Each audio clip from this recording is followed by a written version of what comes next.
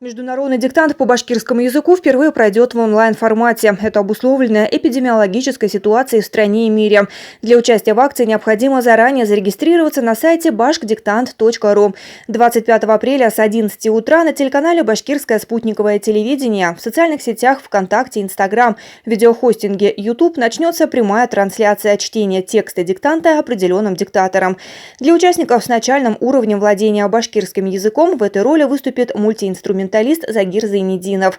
С 11 часов 30 минут для участников, свободно владеющих башкирским языком, текст продиктует телеведущая Флюра Мурзина. А с 12 часов участников, пишущих на северо-западном диалекте башкирского языка, будет ждать писатель-сатирик Марсель Салимов. Каждый участник акции имеет возможность написать диктант дома самостоятельно.